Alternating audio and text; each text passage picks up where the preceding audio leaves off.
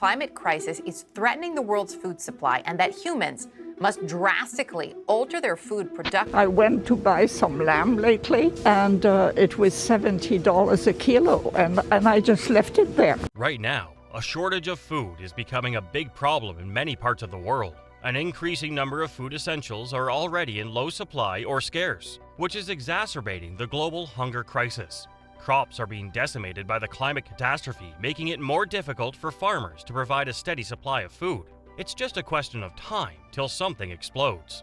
Let's examine a few foods that will be the first to vanish off the shelves during the winter. Number 1 is chocolate. The International Center for Tropical Agriculture, or CIAT, published a widely cited 2011 study that predicts that over the next few decades, cocoa bean, the raw material used to make chocolate, will become significantly less common. The primary issues are declining water resources and rising temperatures. By 2050, temperatures in Ghana and Côte d'Ivoire, 2 African countries, are expected to climb by at least 2 degrees Celsius. The cocoa plants will then experience an increase in evapotranspiration, which will result in increased water loss to the atmosphere and a decrease in yield. Even though chocolate and coffee are not essential to human survival, examining how climate change affects them makes sense, according to Andrew Jarvis, leader of the Decision and Policy Analysis Program at CIAT, because these foods can help spread awareness of the issue by hitting people's soft spots. Consider not having a bar of chocolate on hand for when you get a craving, or not having coffee to get you through the morning. He advises, there probably won't be as many, but the costs will be substantially more. Climate change is having a significant impact on each of these crops, and demand is rising faster than supply. Number 2 is seafood. Climate change can have an impact on the ocean's rising CO2 levels in addition to its effect on land. Ocean acidification follows, which may endanger a wide variety of marine life that is edible. For instance, if the acidity of the oceans rises over time, the shells of immature oysters and other calcifying creatures are likely to become less and less robust. The chief scientist in the United Kingdom, Sir Mark Walport, has declared that since the beginning of the Industrial Revolution, the acidity of the oceans has grown by around 25% due to CO2 produced by humans. Another issue is that most fish adjust to acidity slowly, which increases the chance of a species collapse, according to recent research. While some creatures are migrating north in search of milder habitats, such as tropical fish and lobsters, this migration also has unintended consequences. For example, tropical fish species are further weakened by the fact that they're more vulnerable to parasites in warmer waters as a result of their propensity to devour everything in sight. Lobsters jeopardize the native habitats of numerous other species. Number 3 is maple syrup.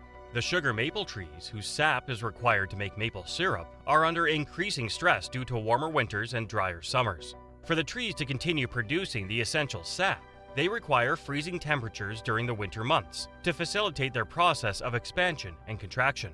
Sap is already flowing earlier due to rising temperatures. By the end of the next century, the output of maple syrup may increase by as much as a month, according to some projections. Additionally, according to the U.S. Department of Agriculture, the industry is expected to shift northward because maple trees do better in milder climates and are less likely to withstand the shift in places like Pennsylvania.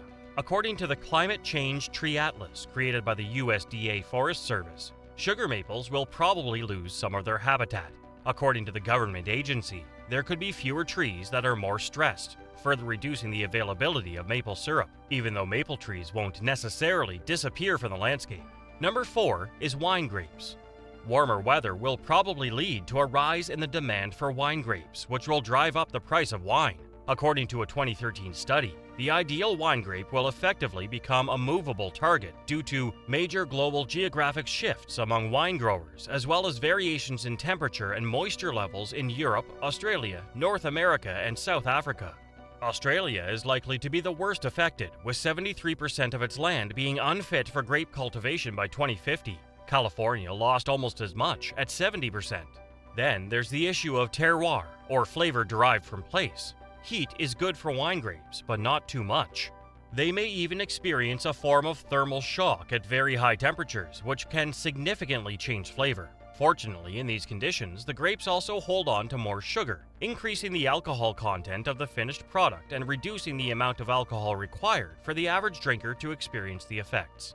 Number 5 is beans. Most people in Latin America and parts of Africa are fed beans, but the robust legume may be withering under the effects of climate change. A CIAT analysis states that increased temperatures have an impact on bean vine flowering and seed development, perhaps resulting in a 25% decrease in yields.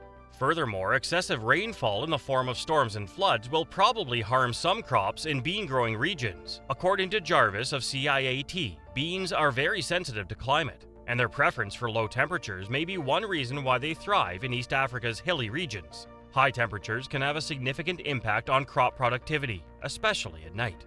95% of the U.S.'s edible bean growing area experienced a severe drought, with North Dakota suffering the most damage. North Dakota produces roughly 65 to 70% of the country's beans. In 2022, the production was among the lowest it had been in the previous 7 or 8 years. North Dakota's output dropped by more than half. Just more than half of the bumper crop from the previous year was produced in the U.S. overall. Number 6 is coffee. The invasive species known as coffee rust and higher than normal temperatures have become the new normal on coffee plantations due to changes in tropical weather patterns. To exacerbate matters, Brazil experienced a severe drought this spring, which sent prices over the roof. If current trends continue, some researchers believe that coffee manufacturing in Latin America may move to Asia. Not all coffee-producing regions are affected by changing weather patterns. Not all are located in Latin America. The number of African locations that are appropriate for growing coffee is expected to decrease as the climate heats up by as much as 65% to 100%. Higher temperatures in this scenario would result in decreased plant yields. Following the USDA, United States Department of Agriculture, estimate that Brazil's coffee crop will experience a deficit in 2023, coffee entrepreneurs are now looking to other countries that supply coffee. However, the circumstances in the top coffee supplying nations are the opposite of what is predicted.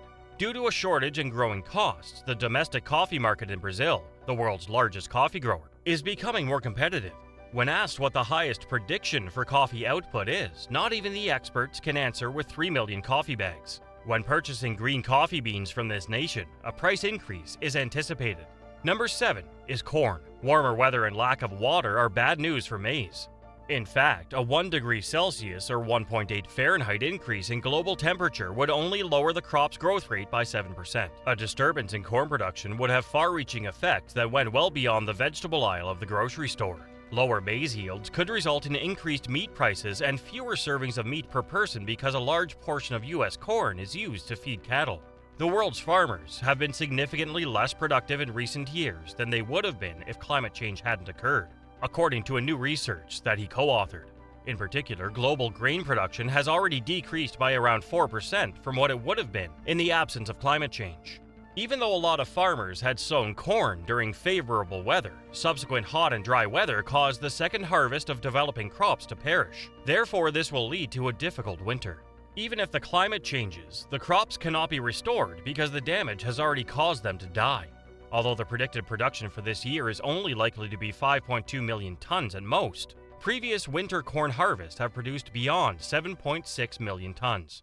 In order to prepare silage, farmers have already resorted to cutting their corn, and they are anticipating revenue losses as a result of the high production costs and low maize yields. What's your take on the shortage of these food items? What do you think is the remedy to overcome this shortage? Do let us know your views in the comments section. For more interesting stories and updates, subscribe to our channel and do not forget to press the bell icon for notifications. Goodbye.